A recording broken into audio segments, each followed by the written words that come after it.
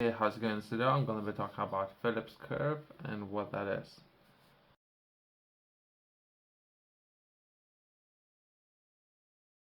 Phillips Curve is a concept in economics that describes the historical inverse relationship between inflation and unemployment.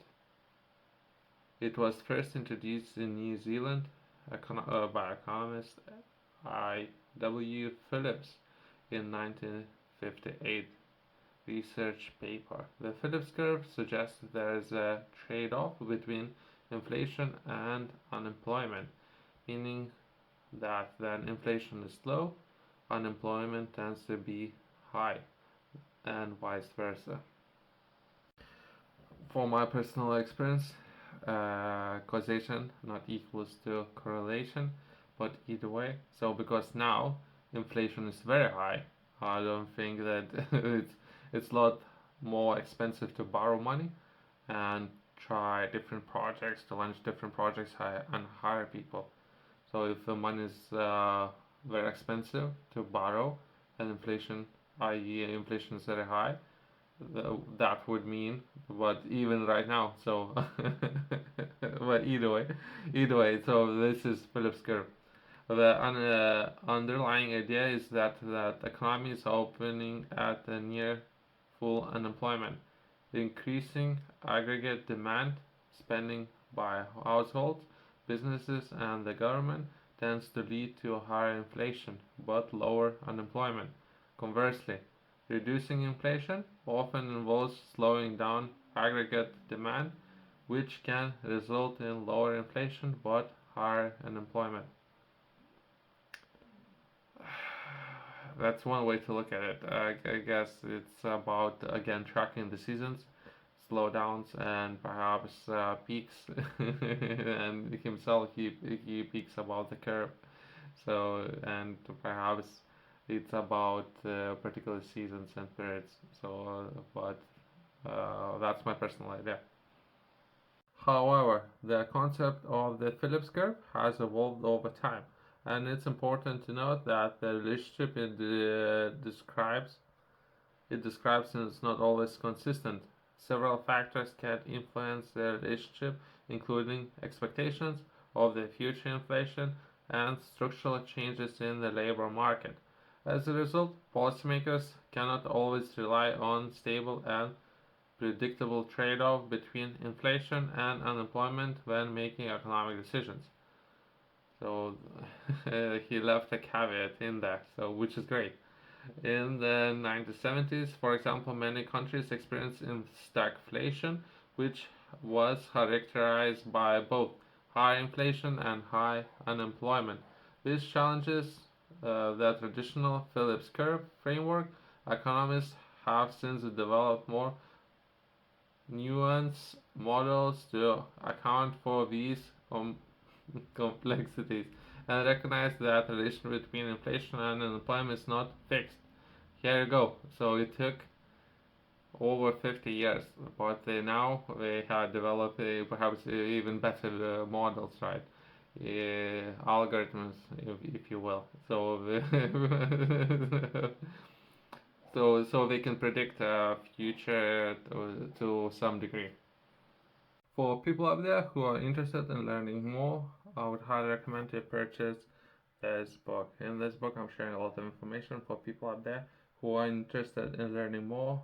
What would be required of you to start and launch your first enterprise? That would be how to achieve first milestone that you can set for yourself in learning a business. From zero to first $10,000, euros, pounds, and how to achieve that. You can find everything in this book, in particular a lot of examples that potentially can save you a lot of money. Same principles can be used for different businesses, but this book was designed in particular to begin and start your livestock enterprise. You can find this book a very useful tool when entering business world. You can find it uh, in the description below as well as top retailers has it. If there are roughly, depending on the country, about 5 million, 10 million unemployed people right now as we speak, and there's constant fluctuation of number of workforce. Perhaps implementing of different policies. Those policies can be perhaps how to make it easier for different businesses to hire people, maintain staff. Or what about stimulating economy, right? So I'm becoming that advisor how to do it. Introduce about training, perhaps faster periods of how to train staff, as well as how to introduce different people to your workforce, how to make it easier. So some of those policies can increase chances of bringing necessary people on board, as well as making all the rules easier.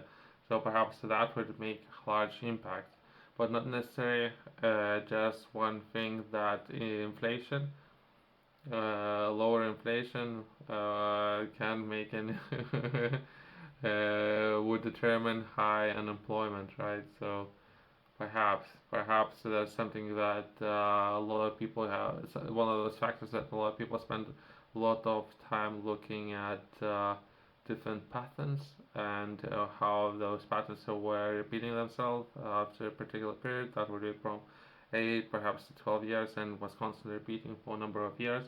But now, after over 50 years, this theory or concept not necessarily works anymore. The Phillips curve remains useful tool for understanding the dynamics between inflation and unemployment in the short term, but it's only one piece of the puzzle when it comes to making informed economic policy decisions. Policymakers often take into account a wide range of economic indicators and factors when making an economy. Overall, if any takeaways, since we got a little bit more time, how come I never paid attention to some of those areas as much as I have to, but I'm wondering, and a lot of people are asking the same question of how not elected people can develop economy. That's not necessarily limited only to Europe, but there are different parts of the world as well where not elected people developing economies. And if anything, how to get their contact information. That's why I'm interested. Where else would you begin? How to get some contact information and reach out to these people? It seems that's the fastest way to get somewhere, depending on where you're going.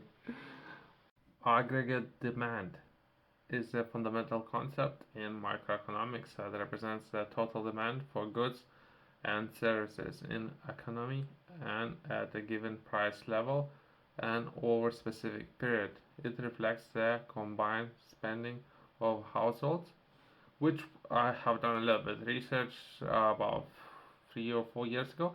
It was £1,000 within UK household, but it has changed as well with adjusted to inflation. It might be different now. Businesses and government and foreign buyers and economy production overall GDP. Interesting. Here's a brief explanation of each component. Consumer spending, investment spending, government spending, net exports.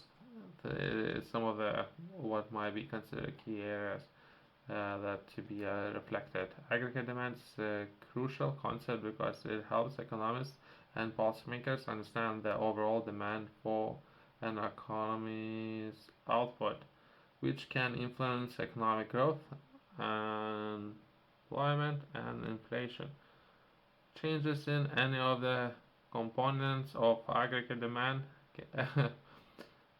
What has aggregate demand has to do with supply and demand. it's some of these concepts I'm questioning so many things. So why people what's the difference between supply and demand? Can have significant effects on economy. For example, an increase in consumer spending or government spending can boost aggregate demand, overall demand, potentially leading to economic growth. On the other hand, decrease in consumer or business confidence can reduce aggregate demand and result in economic slowdown. Central banks and government often use monetary and fiscal policies to influence aggregate demands to achieve their economic goals.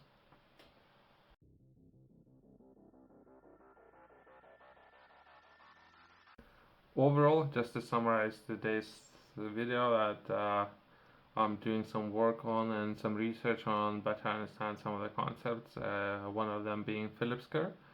All these concepts, to a most part, are changing over time. So roughly about every 20 years, most of these concepts going to be changing. So if anything, I like to bring my own understanding and people who are watching this video up to speed where we are.